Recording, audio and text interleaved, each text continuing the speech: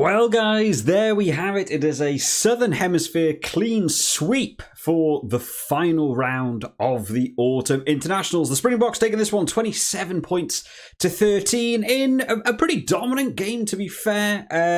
Sort of had shades of that World Cup about it. You know, a lot of penalties going on, a lot of the 3-point stewing, and then occasionally you just give it out to the right winger who's going to do some jinky little steps and get some tries. So as we do in these review videos, we will, of course, go over the events of the first half, some scores, some highlights, some stats, some thoughts on that half, and then finally going over that second half to see how we ended up at that full-time result. So on to the first half then. How did this one go on? Well, it was a little bit slow. I'm not going to lie. There was a lot of stop-starting, a lot of whistle-blowing.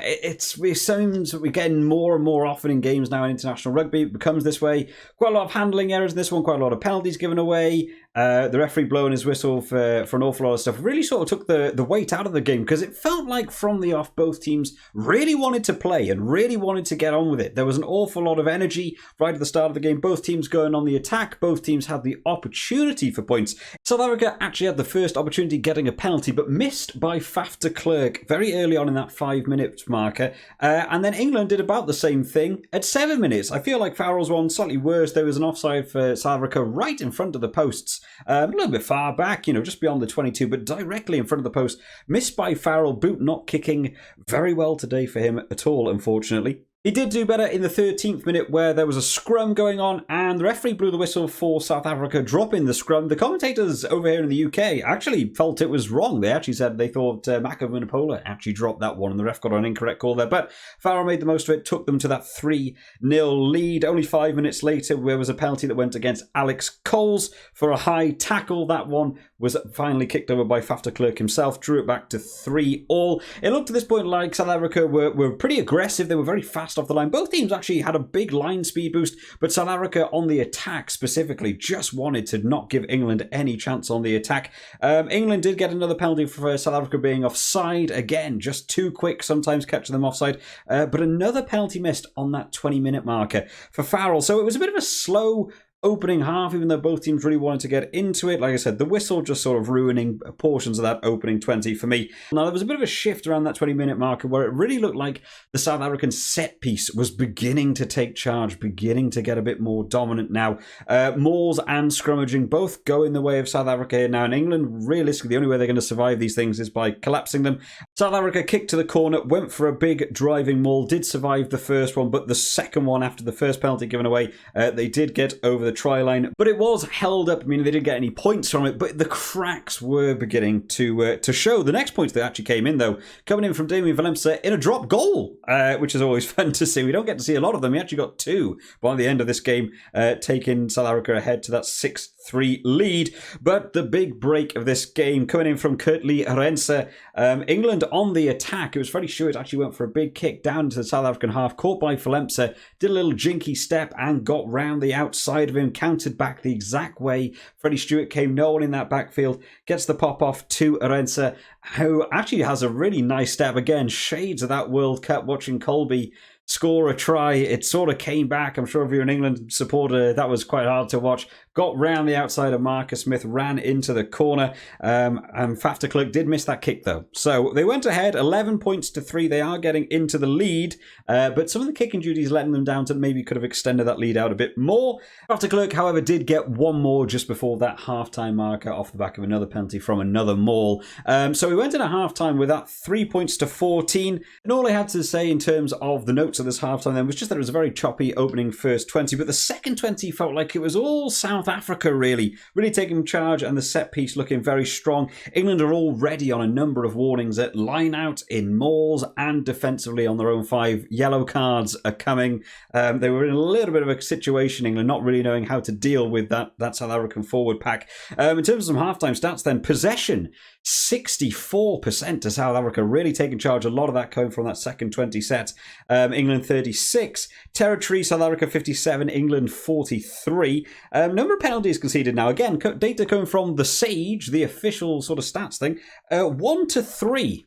England 1, South Africa 3. Really felt like there was more penalties going on there. I'm not sure if they always get them correct. But number of entries into each other's 22. England got 1 in that first half. South Africa got 6. And, 3 points taken from one entry compared to 14 points. I guess ratio-wise, England are technically doing better, but you've got to find yourself. You're not going to be scoring more points if you're not getting into the 22. On to the second half then, and England obviously knew there was a bit of an issue going on with that forward pack. They actually replaced their entire front row at half-time. It's a big call to do. You've got to ask the second replacements to play a full 40. I did actually say in the preview video, I was very concerned about starting the way they did in the front row and how it was going to paint the picture for the referee. And to be honest, it didn't really feel like the scrummaging got a whole lot better throughout this second half either. South Africa actually got the first points of the second half. Another drop goal coming in for Damien Valemsa, just sort of showing the world of rugby.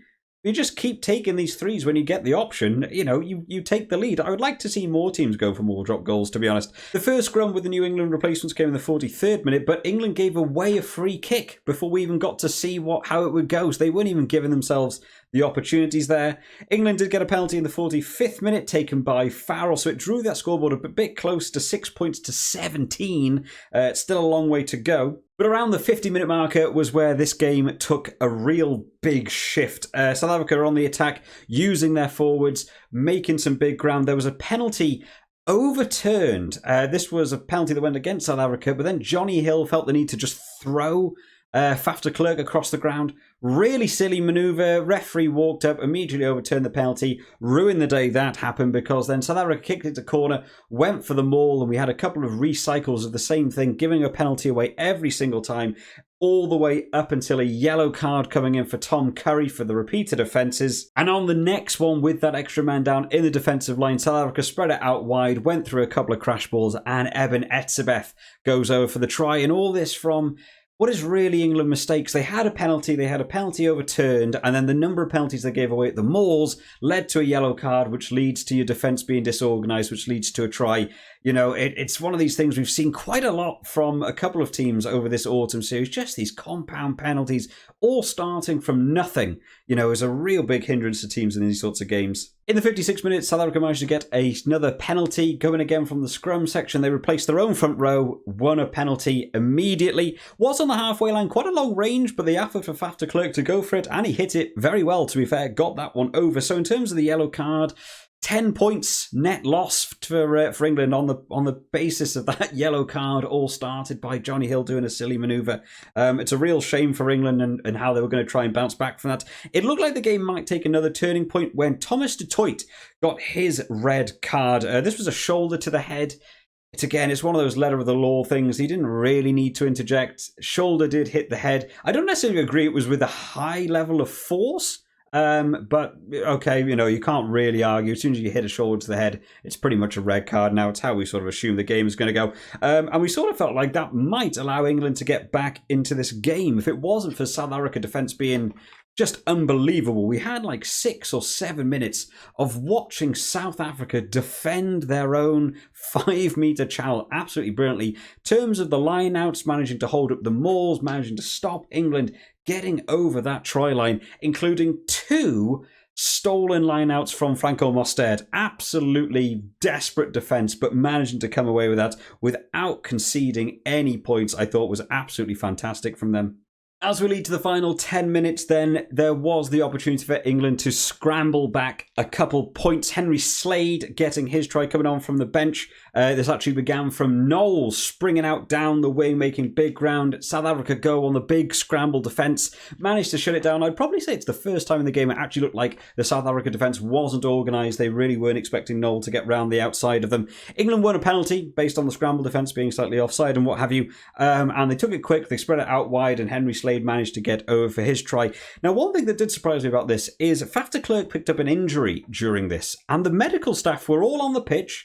It looked like he'd obviously actually taken a real big injury because he tried to stand back up and sort of fell back down on his leg. He was holding his ankle. Medical staff on the pitch at the time that Henry Slade took this quick penalty, which I don't really agree with that decision. I understand that the referee probably saw the game was going to go away from the player, so maybe not going to be in danger to the injured player themselves, because the quick tap took them the complete opposite way. But I do think it's quite interesting because, of course, we've had times before where People with water bottles have been on the pitch, medical staff have been on the pitch, players are running into them. It's one of the things we've seen over this autumn series, actually. People being injured on the ground, and yet referees seem to be allowing it more to play around them. I'm not really sure if I like that, especially with the way we give red cards now for basically any contact to the head versus someone is literally being seen to by medical staff and we can play around them. It's a bit of a personal grievance of mine. Let me know in the comments what you think about that. But Henry Slade did get his try, and Farrell managed to get a successful conversion as well. So we get to that final score, 27 points to 13. Is by no means the end of the game, though. We do continue. There's some big injuries across the board here, though. Fafter-Clerk, of course, with his ankle injury, had to go off on the little car thing. Khaleesi had to go off with a head injury. He looked a little bit wobbly as he was walking off. Will Stewart in the next scrum was a bit of a munching scrum, and he sort of picked up a big injury to his shoulder, so he went off. South Africa did get a penalty right towards the end of the game. They had the opportunity to kick to corner, trying to make the most of it, and kicked it dead. So unfortunately, that was how the game ended after a couple of scrums here and there, but no more real key events to talk about. So we got to that final score, 27 points to 13. In terms of just final notes, it's just South Africa dominating. England just couldn't really get going in this game. You sort of understood what they were wanting to do, but just couldn't get those pieces to fit.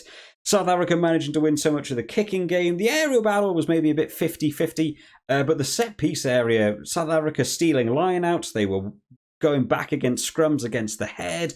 They were winning their own scrums pretty comfortably, along with getting the advantage to launch the attacks from. This is a game of set pieces, as we sort of saw in the World Cup as well. And South Africa coming out on top again today. In terms of some final stats then, man of the match goes to Mostert. Which, again, I think the defensive work from him today, extremely good. Saved South Africa a couple of points along the way as well. Possession stats, 47 to 53. So England still not getting on that possession, even with being camped in the South African 22 for, minutes on end. Still not getting that possession to go to their way. Territory, 48 to England, 52 to South Africa. Again, number of penalties conceded, 3 to England, 4 to South Africa. I feel like there was a lot more in this game. I feel like I've even mentioned more in this video, but hey, that's the stats I've got from the official stat provider. And then just finally, visits to the 22. England 6, South Africa 10. So you can sort of see how England have closed that up, actually. That gap feels like it's condensing down a bit. 6 to 10 compared to, double the amount of points. So obviously South Africa making the most of those visits, including those 2 tries. And even with that big increase in territory that England had in that second half, just couldn't get over for those tries if it was an organised South African defence. So let me know what you guys thought of this game down in the comment section. If you enjoyed this video today, remember to leave it a like. And if you've enjoyed this coverage over the autumn internationals, make sure to subscribe to the channel. I've had real good fun covering a lot of these games. It's been a lot of work, so thank you for everyone who has supported the channel and is subscribing, hitting that like button, is commenting, doing everything to help the channel out. I've got a couple of fun videos we'll be doing next week. Of course, we'll be doing the World Rankings video on Monday, so make sure you are subscribed to keep up to date with when those videos go live. I hope you've all enjoyed this one today, guys, and I will see you all next time. Bye-bye.